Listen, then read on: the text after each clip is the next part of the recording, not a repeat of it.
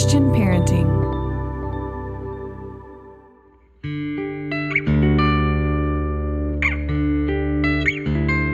Aloha, friends. Welcome to the Boy Mom Podcast, powered by Christian Parenting. I am Monica Swanson, mom to 4 boys, podcast host, and author of Boy Mom, What Your Son Needs Most from You.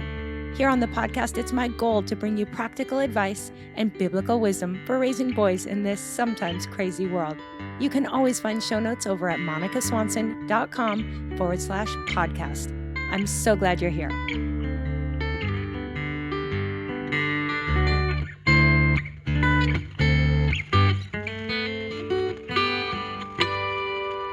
I just think it's so important for us to allow our kids to try and fail. And to, when they do that, not to label them a failure, but to say, like, you took a risk, you tried something, and that's okay. And I think a lot of times with our kids, we, try to make everything work out and then never to experience failure or never to experience pain. And we're setting them up for a life that is just not realistic. Aloha, friends. Welcome back to the Boy Mom Podcast. I'm so glad you're here. And I'm so excited to share today's interview with all of you. You just heard a short clip from Korie Robertson, today's guest, and I'm pretty sure most of you know who Korie is by now. She'll be introducing herself, of course, but she became famous through the TV show Duck Dynasty. And there is so much that I love about this family, but really, Korie is someone I would say has been a dream guest for me for a long time. Mostly because when I look at her and look at her family and see how her children are growing up, you guys, that's some big time #mom goals. To see what her various kids are doing, choices they're making, how their family has stayed so well connected. There's just a whole lot to love about them, but also a lot we can learn from them. Recently, I read Korie's book, Strong and Kind, about raising kids of character. And you know how I love to talk about raising kids of character. So we're going to talk a little bit about that today, but we're also just going to chat it up. We have such a fun conversation, and I hope you really feel like you are just sitting down with us, having a good conversation. So wherever you are, whatever you're doing, thanks for being here. Thank you, real quick, for your feedback from last week's episode, my Q&A with my husband. I heard such great feedback, and it meant so much to me because that's kind of new to us, but I've also started receiving a lot of emails with questions for future episodes. So thanks for those. You can always send your questions in to aloha@monicaswanson.com. Make sure to put either Q&A or the word question in the subject line, and I'll be gathering all those up for a future episode. Okay, guys, so without further ado, let's dive in and talk to Korie Robertson about raising kids of character and a whole bunch of other stuff too. I hope you enjoy. Hey, Korie, welcome to the Boy Mom Podcast. Thank you so much for having me. I've been looking forward to this. Yeah, this is kind of a dream come true for me, so I'm trying not to fangirl too much here, but it is so much fun. And I think that most of my listeners know who you are, but do you mind just maybe giving us an update? What's going on in life? What's going on with your family? Yes. So since our show, Duck Dynasty, if you know who I am, that's probably how you know who I am. Since that ended about 5 years ago, we have added, our family has grown a lot. We've added Yeah. a daughter-in-law and a couple of son-in-laws and a couple of grandbabies, which is amazing. We have Mm, I have 2 grandsons and I have mm. 2 granddaughters on the way. So that's Wow. a lot of fun. And we are now, Willie and I just became officially empty nesters. We had 3 kids graduate during the time of COVID in 2020 last year. So yeah, we're entering a new season all around. So much fun. And I was telling you before we hopped on that though I'm probably older than you, you're just that one step ahead of me with your kids, probably because you started younger. And I just love watching you in this season. Tell me what that's like. Like, is there literally no one else living in the home, or are there you still have some kids staying with you? So actually no one is living in our home right now. All of What? our, yes, they're What? in college, but everyone's close, which is so nice and amazing. I was always that Yeah. mom that I tried to not be like put any pressure on our kids to, live by us, although Hmm. secretly I really had hoped for that, I was Totally. like, "Oh, if God calls them to Africa, I'm gonna be okay with that."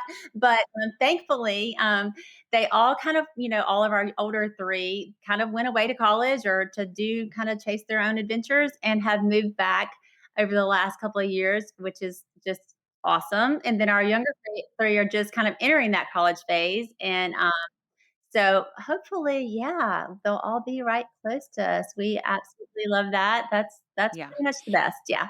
And are they in college nearby as well? So we have one that's at Liberty University, so he's in Mhm. Lynchburg, which is 15 Yep. hours away, so that's kind of a long one. And then our Mhm. other 2, one is doing online school, so she lives at, close by, and then Rowdy is at a community college, and he's close by as well. Yeah. So everyone Oh, is, wow. yeah, Yeah, everyone's probably lots of people coming in when they get hungry or exactly just need right. someone to Yes. talk to. We haven't really experienced that empty nest that, like, people like, it's actually empty. It's not Mhm. really very empty, so and we love it that way. Mm. Yeah, we're very thankful for that. We love it that way. Oh, I can imagine. I'm kind of excited for that, and we have the big gap between number 3 and number 4, so I feel like it's gonna be a while before I really have the empty nest, but I'm kinda glad to.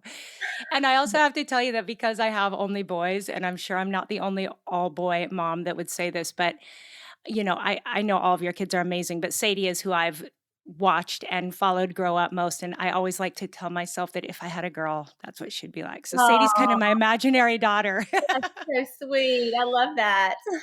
Yeah, she's so much fun watching go through this pregnancy and just can't wait to see her little girl, so Oh, it's gonna be great. so fun. We can't wait. Yes, and so Mm. I've been a boy grandmom to our 2 Mm. grandsons, and it's Yep. been so much fun, and I can't believe I'm about to have granddaughters too, so that's pretty fun. And I wanna tell you Yes. that I did read your book, and I was just so Mhm. encouraged. There was just I'm definitely buying it for all of my kids, and I Mm. just love there was so much wisdom in there, so much biblical truth, and, Mm. I saw a lot of similarities in what I wrote in Strong Mhm. and Kind and what you wrote, so I was like, "Oh, that's awesome. Yay. Maybe there's some Yes. greater wisdom that is above and beyond what we know, but, that God has given Yes. us in raising our babies." 100%. Thank you. That means so much to me. And I felt the same way reading your book. I was like, oh, I was so encouraged and affirmed at feeling like you and I could probably talk parenting all day. But the other thing I loved is hearing about you and Willie. And you guys, everyone loves you guys. You're just so authentic and so likable.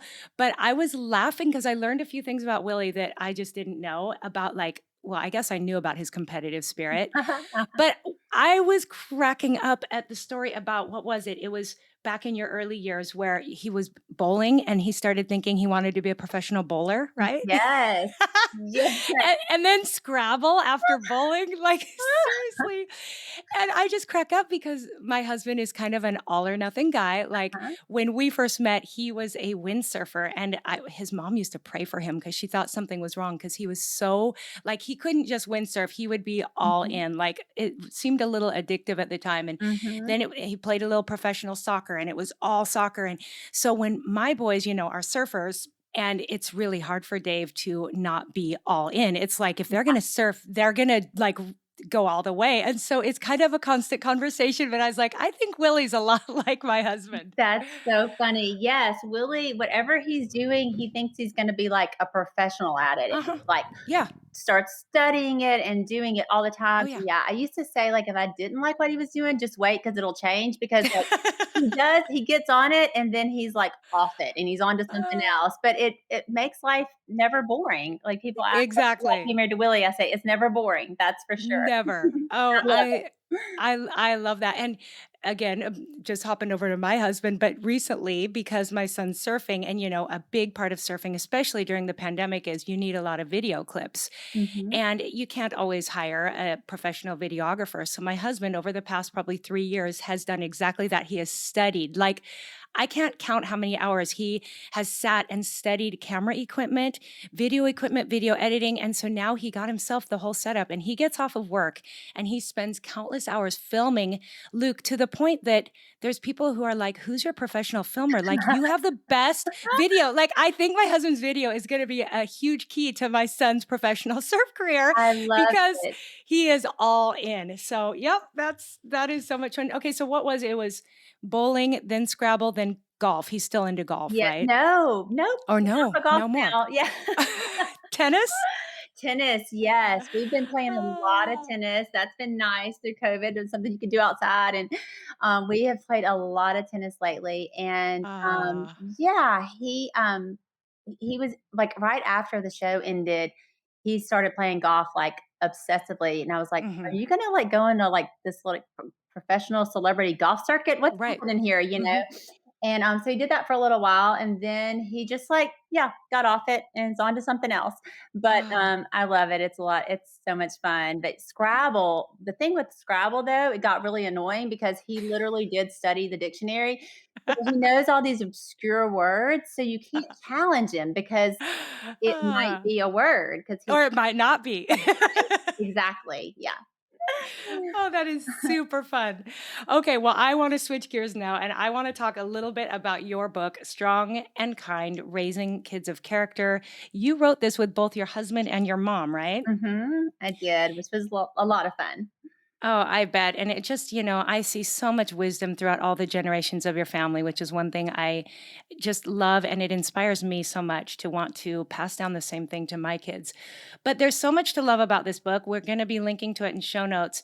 But it really encouraged me. One thing I loved is how you went through character by character, and you and Willie each had so much to say. And every chapter had fun stories, but so much wisdom because I think we can pass over certain character qualities and be like, yeah, yeah, be kind, yeah, be humble. But really, when you dig in, there's so much to it. So that's one thing I love. The other thing is maybe we can just start with the whole idea because this is something in Boy Mom and that I love to talk about. And that is before we even think about raising kids of character, really taking a look at our own lives and asking, are we walking our talk? How is our character and what that means to really work on yourself? So maybe you can speak into that a Mhm. little bit.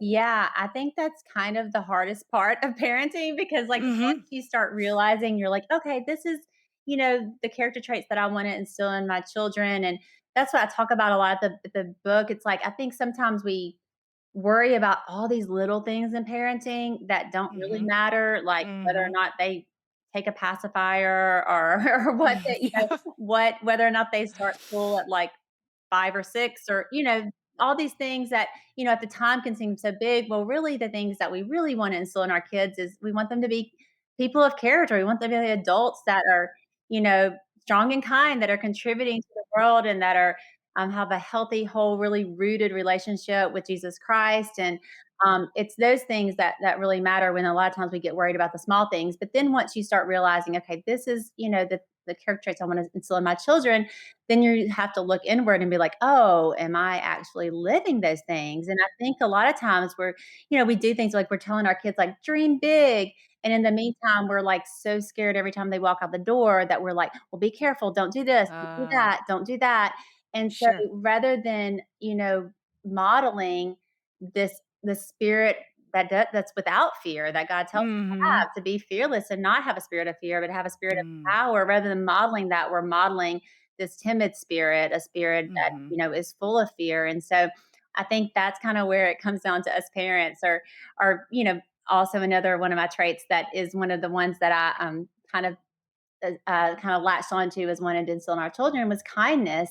And then I start noticing, okay, how am I treating the person at the grocery store? How am I treating people? What am I saying about somebody whenever they're within listening ear? How am I talking about others? Am I On the being freeway, kind? Yeah, driving a car. exactly. Yes. Am I being kind? And so, yeah, the things that we do, I think have a lot more impact on our kids than even the things that we Mhm. say. Oh, definitely 100%, and I'm busted every day when I think Mhm. about this one.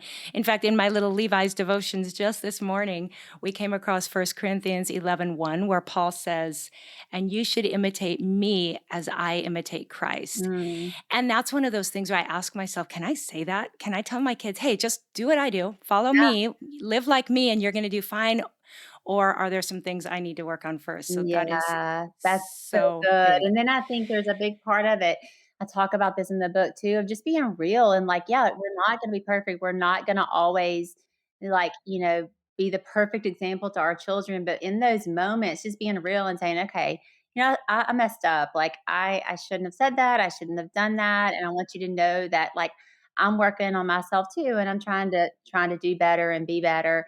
And, Mhm. I think those moments are real teaching and learning experiences as well.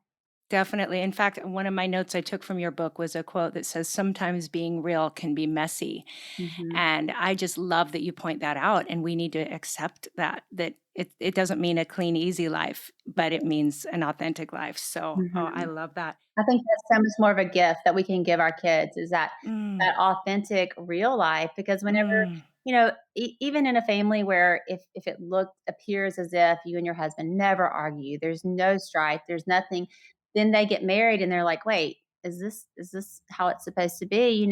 Our kids need to see us as unified and respectful and all that, but they also need to see that it's not perfect, that we disagree and there's times when we don't say the right thing, and we have to apologize, mhm. and we have to forgive, and I think our kids need to see that as well. Oh, I actually loved that. I highlighted and underlined that because I know that people have different opinions on whether or not kids should see us argue, and Mhm. like you said, they need kids need to see mom and dad unified and all of that. But I was encouraged to hear that you and Willie have let the kids see you argue because, yeah, maybe just a couple days ago I had to come to my kids and my husband and just apologize to everybody because I hadn't handled something very well, but I thought, okay, Lord, I just pray that what they see in the humility there, and yeah, they saw me kind of blow up at everybody, but hopefully there's some things that they can gain from that too. So my husband and I have tried to find that healthy middle road there. That's it. That's so good. Oh, okay. Well, then, and also this kind of just goes with being authentic and how we raise our kids. But I love your heart for raising courageous and fearless kids and how, yes, you have walked that out. You have lived that. I listened to you recently and I'll link to it, but on Bob Goff's podcast, Mhm. talking about being fearless and some of the adventures you've done even with Bob Goff. Yes. But I love how this has played out in raising your kids. Can you tell us a couple stories, John Luke, Sadie, some of the things your kids Yeah. have done? Yeah, I think that, I think I really realized it honestly when we started to do our show, Duck Dynasty, and so many like well-meaning Christians would come up and like, "Oh, are you sure you want to do this? Because like, Mm, that's scary. Like you're going to enter yeah, the world and like, you're going to end up getting divorced and your kids are going to end up on hmm, drugs because you have this reality show, totally. And I was like, Yeah. are we as Christians living in a spirit of fear? Like we stay in our box and we try to do things that are safe, and whenever we actually have the spirit of power within us, and so I think I kind of realized that even more, and that that's unfortunately a part of the Christian community of the spirit of fear Hmm. that we're Hmm. called Yeah. against, and so. But in raising our kids, I remember there was one moment when John Luke went away on a trip, and it was a school trip, and it was to Italy. It was this awesome experience. It was the art club, and you got to go to Italy. And I remember noticing that all the parents were going with them, and I didn't even think about going with them because I was like, "This is a student trip. You send Totally. your kid off, and that's like part of Yes. their learning and growing. That's the point, Yeah.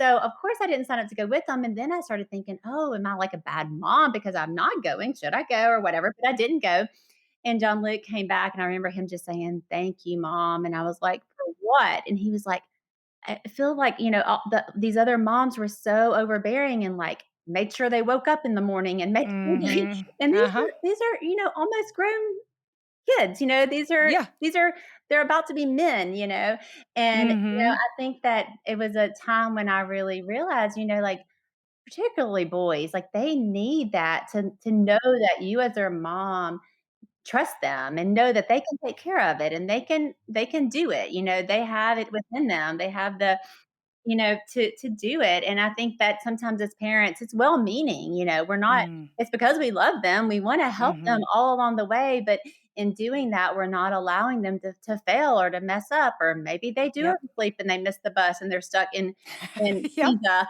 Totally. or whatever.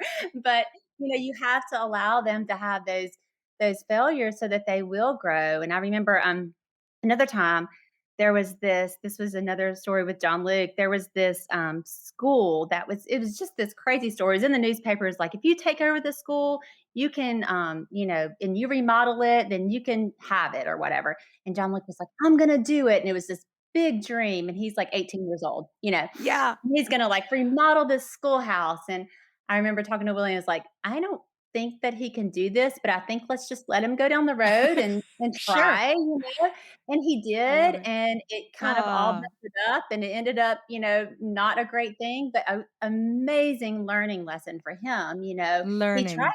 something, he went Totally. out there and did it, and, and we talk a lot about I love there's a quote that says, "If you try something and fail, you're not a failure, you're a risk taker."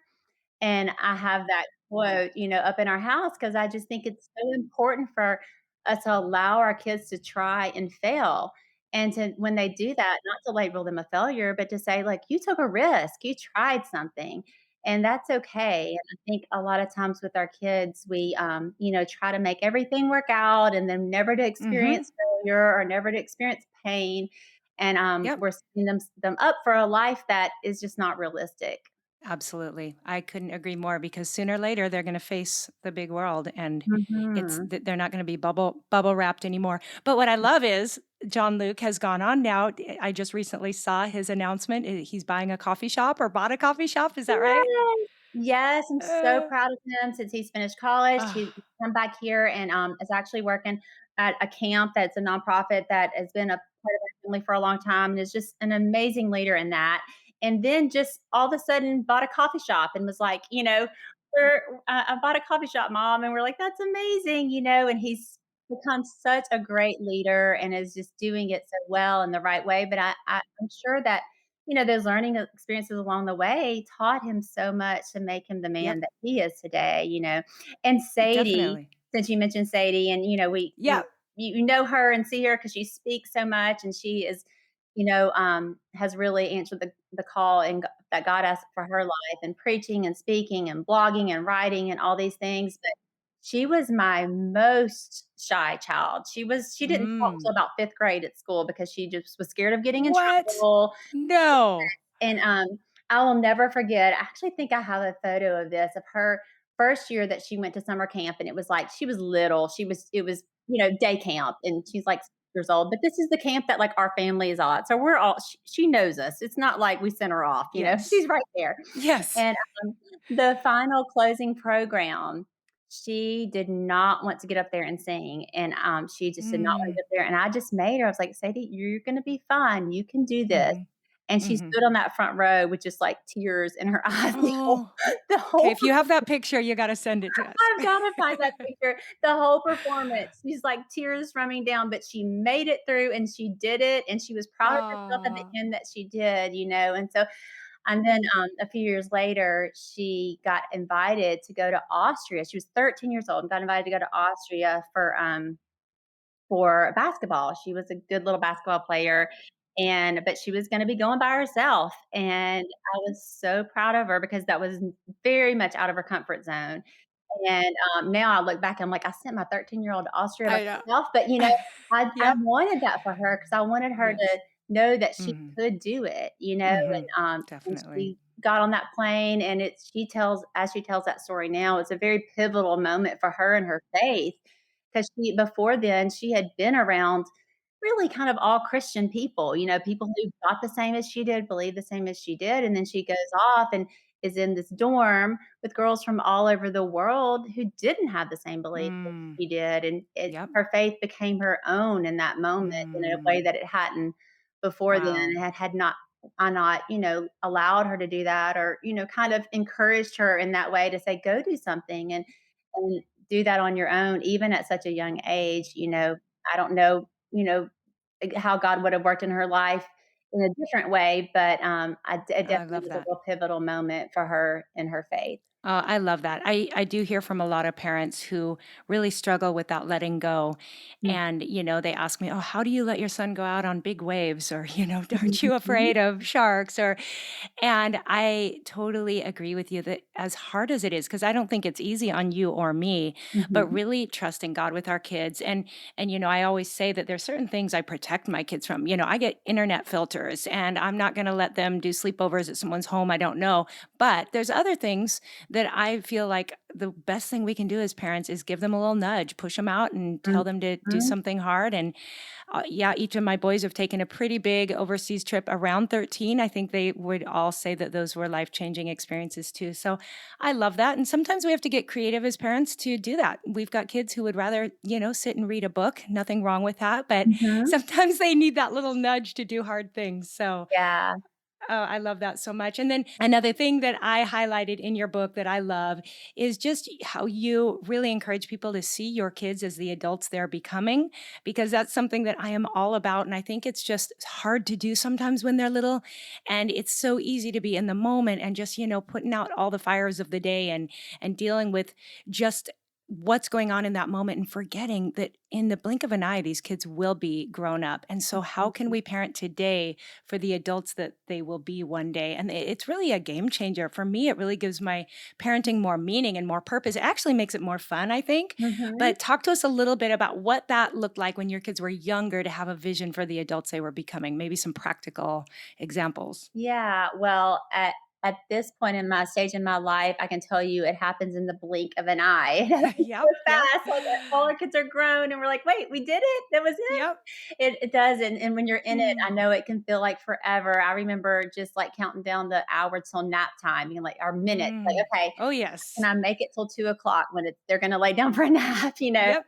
But it does go so fast, and I think you're right. I think gives it greater meaning, and you doesn't make the task seem so mundane. And each Hmm. day, whenever you realize, okay, you're raising little adults, you're raising contributors to society, you're raising a future husband, a future wife, a future mom or dad, and you realize, the importance of your task. And also, I think when you take the time to be really thoughtful, intentional about that, and about not like I want my kid to be a baseball player or to be a doctor or a lawyer or a musician or whatever, but I want my kid to be humble and kind Mm, and yeah, patient and those kind of traits. I think it just gives a different meaning to it. totally. So one of the things that I did with our kids was I just kind of tried to identify, like, okay, maybe this week, like, we're going to work on sharing, and it's like this is going to be Mm, our whole thing this week, and we're going yes. to really focus on it. We're going to talk about it. We're gonna, do activities that relate to it. And I think you can do that in a way that's fun and that's Mhm. naturally integrated into your life.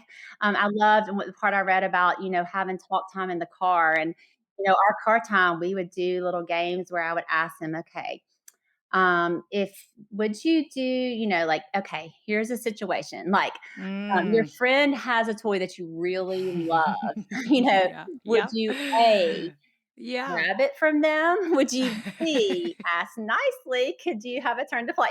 We do, like, Yes. multiple choice games or things like Sure. that in the car that would just make it fun for them, and they would get a little reward. They'd be like, you'd like, "Yes, you're right. You're so good at Uh-huh. that," when Yep. they answered correctly.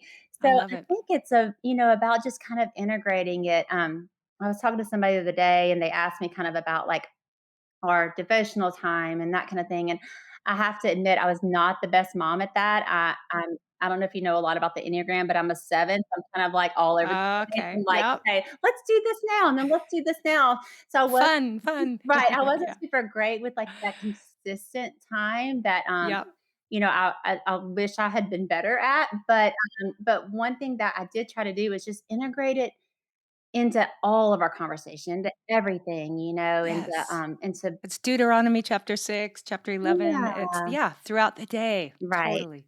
right. Mm, Try to I love write it that. on our kids' hearts. Yes. Mhm. Yes, and I love the car time, and I think that's a good reminder. It's so easy for us as parents to just let our kids get on a device every time they're in the car, but Mhm. that's such valuable time that if you take advantage, you Yeah, can really use that time. and we had kids that before there were the car, like, the little, monitors, the little TVs in the back seat of the car or whatever. I remember when we did get a minivan that had the TV in it, and being like, "Okay, what are we gonna do with this? Like, how are we gonna use it?" And our rule was, like, we used it when we went on road trips. Like, if you went on a long Mhm, trip, we got to mhm. watch a movie in the car, but we didn't watch a movie in the car because we were driving to the grocery store or Right. go to, a play date or whatever. It wasn't meant for that. It was only for long drives, and that would make it special. But every time in the car, yeah, you want to have the time to talk and look out the window and be bored a little bit and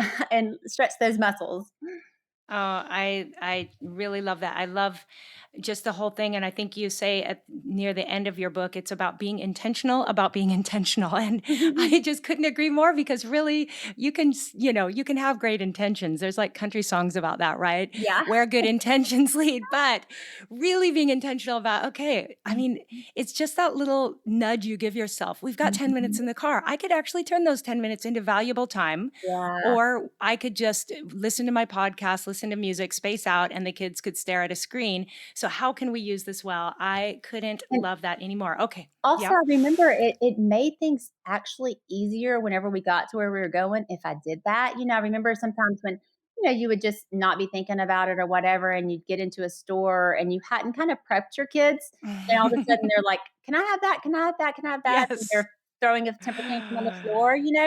But Yeah. then on the rides where I would say, like, "Okay, we're gonna go into, Target and we're gonna buy a gift for someone else, and you're not going to get a gift," It's not for you. and you're not gonna throw a fit about it, just preparing them Yes. and using that time Oh, for conversation, it made that trip to the store way better, and when I was intentional about being intentional rather than just kind of, you know, taking the day as it came, and then all of a sudden you got a toddler throwing a temper tantrum on the floor. Not that that never oh, happened, yes. but, Exactly. Not foolproof, but yes, it that's definitely helps. Oh, right. Mhm. that is so much fun. I love it. Okay, well, I've got a couple questions from people who left messages on Instagram. I let my community know that I was going to be interviewing you. So if you don't mind some kind of random questions, can I give you two or three of these? I love it. Let's do it. Okay. So we will start with Jessica asking how you handled or talked to your kids about dating and fostering healthy relationships as teens and young adults.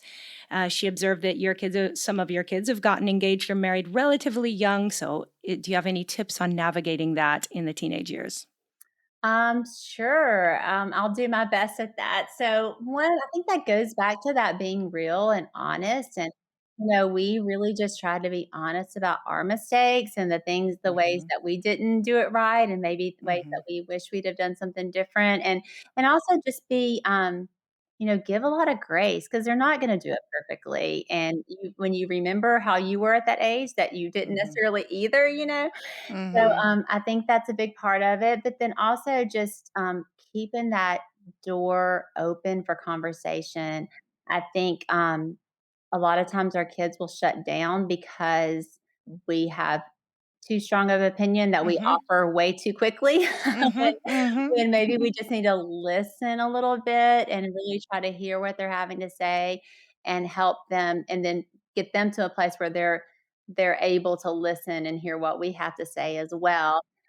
If you've raised your kids, there's that healthy respect that they learn when they're little. When they're teenagers, there's that healthy respect there still, even though sometimes it might not feel like it, or you might feel like, they're pulling away because that's part of their natural like growth. But they have that healthy respect for you that you've built in, and they're really listening, even when they might not always feel like they are. And so I think that's a big part of it is just lots of conversation. Yes. We just I. talked a lot Mhm. and tried to be as real and open and honest as we possibly could be.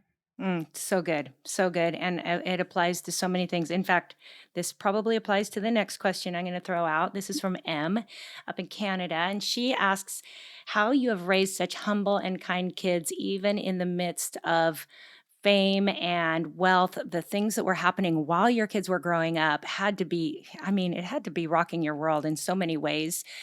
What would you say helped keep your kids humble and kind in the midst of all that? Oh, well, first of all, thank you so much for saying that.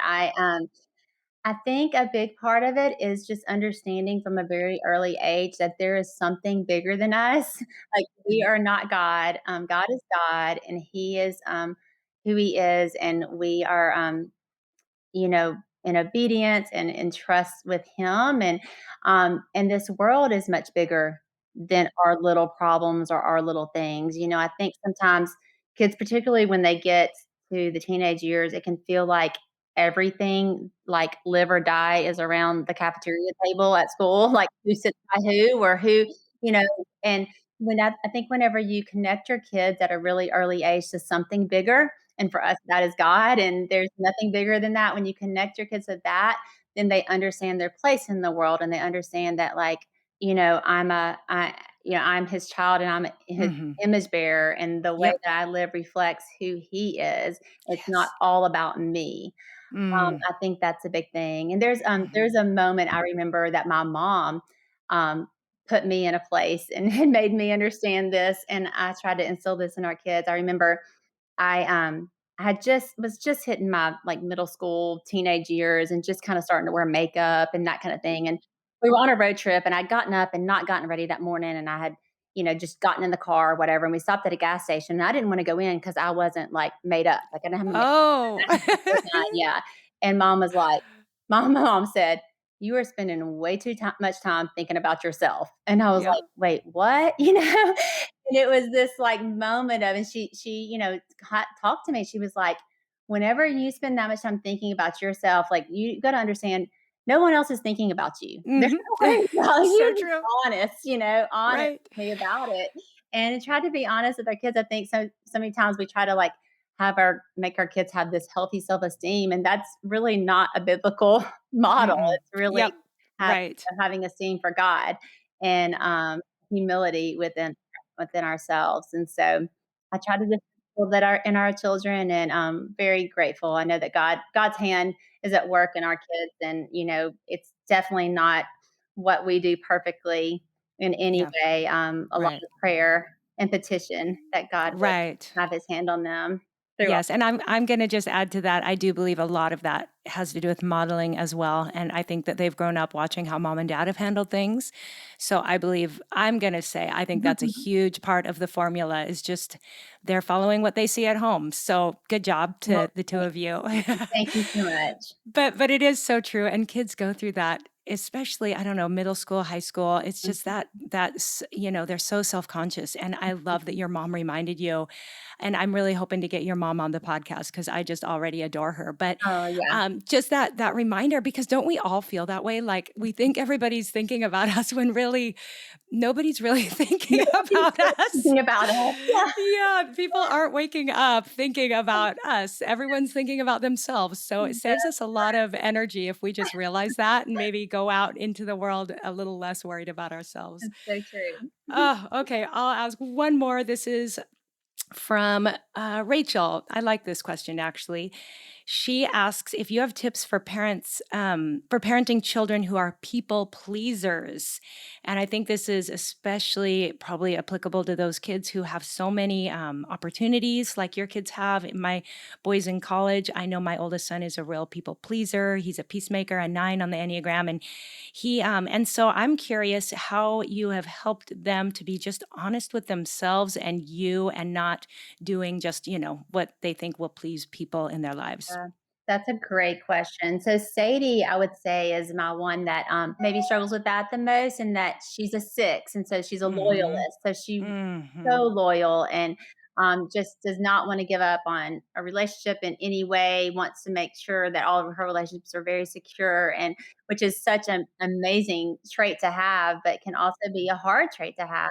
So um, and she, like I said, she didn't speak till she was about 5th grade at school because she didn't wanna get in trouble, Mhm. and Mhm. so, we had to let her know that it's okay, you're gonna get in trouble, you're gonna mess up, there's gonna be things that you're gonna do, and that's okay, and you'll get past that. And, I do remember a time whenever she had a bully in her life, another girl that just was just really, really tough on her, and she would come to school and she'd wanna tell her everything that everyone else was saying about her. Like, she would go to school and she would say, "Oh, do you know what so and so said about you?" To Sadie, and she would just fill her mind with things that, other people negative things other people said about her, and I remember one day saying, like, "You know that you don't have to listen." And Mhm. she was like, "Wait, what?" It's kind of like I said, Yeah. "You can just say no. Just Mm. say, 'Don't tell me, walk away.'" And Yeah. I remember it giving her a real peace, and she did that. The girl came up to her and said, tried to tell her something. She said, "Don't tell me." And she was like, "No, I think you need to know this." And so he was like, "No, I don't. I really don't need to Mm. know. You don't have to tell me that." Wow. And I think Wow. there is a power in telling our kids, that you can say no and you can just walk away and you can do it kindly and politely. You don't have to be mean about it, but you have permission to say no. And even when we were filming our show, all of a sudden our kids were, fairly young. I think Bella was maybe 10, Sadie was 9 and 14. Sadie was probably 14, Mhm. 15. All of a sudden, this whole film crew came into her life, and there's Mm. adults that are, telling us what to do, and Yeah. to some extent and in some way. And I remember having that conversation with them and saying, like, if anyone ever tells you something to do that is against your morals, your values, or who you are, you really just don't think it's right. You can, one, come to me and ask me, but two, you can just say no. Just say no, I'm not going to do that. And you have full permission to do that because you know who you are and you know what your values are. And I remember, it was a different situation because I hadn't really had to have that conversation with them about adults Sure. in their life. Yes. And then all of a Oh, sudden yeah. having to have that conversation, I think it gave them a real power. Mhm. And you know who you are, and Yep. you can just say no. So Mm. hopefully that That's helps. powerful. Mhm. Definitely. No, that's super powerful. And again, I mean, so much of this does come back to our kids just having their identity in Christ and knowing who they are and learning as they grow up through these situations to have some boundaries.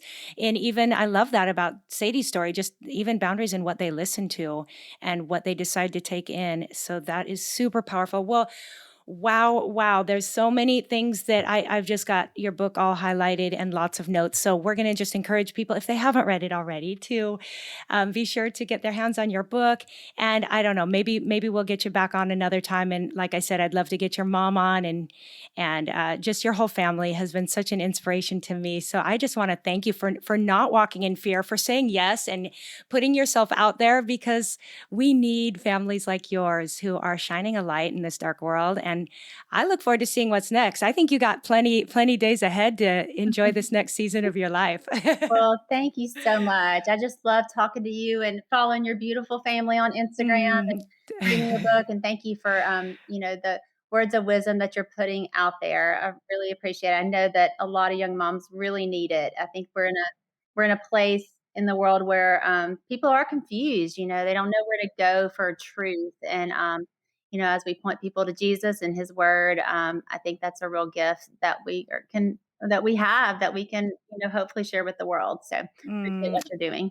I love that so much. I hope you bring your family to Oahu one day and I get to give you a little tour around. My sons can give you guys surf lessons. So All righty, I'm in. That sounds amazing.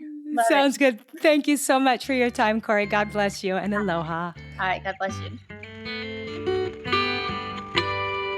All right, friends, I hope you enjoyed that conversation. And yes, I'll have links to everything that we mentioned and where you can find Korie's book and follow her as well over in show notes at monicaswanson.com/podcast. Look for episode number 97. Okay, so we've got more great guests and topics lined up for this spring. So much good stuff ahead. Please spread the word about this podcast to your friends. Let them join in on the fun as well. And listen, if you're not subscribed yet to my Tuesday emails, you are missing out. I put a lot of time and love into my Tuesday emails in the last couple weeks. I have shared not just whichever podcast just came out, but one week I shared my family's favorite Instagram people to follow. This is like the ones that my boys and I share back and forth. So good, clean, fun, interesting, helpful, that kind of stuff. Then last week I shared a huge list of devotionals for moms and for our kids. Some were apps, some were links to online stuff, others were books. And I got great feedback. People love that. And I put a lot of time into it. So just know if you're on my Tuesday email, I will always serve you the best I can by giving you helpful stuff, fun stuff, any important updates or things going on with my writing or my family, those are the people I share with. So if you want to become part of that crew, go over to monicaswanson.com/subscribe. I never spam you. I try not to send too many emails. It's usually just once a week, unless I have a course coming out or something, then there's a couple extra. But really, I know what it's like to be bombarded with too many emails. So I'm very thoughtful about that. So join my subscriber crew, and I don't think you'll regret it. All right, friends, thanks for being here. Have yourself a great week ahead. And until next time, aloha.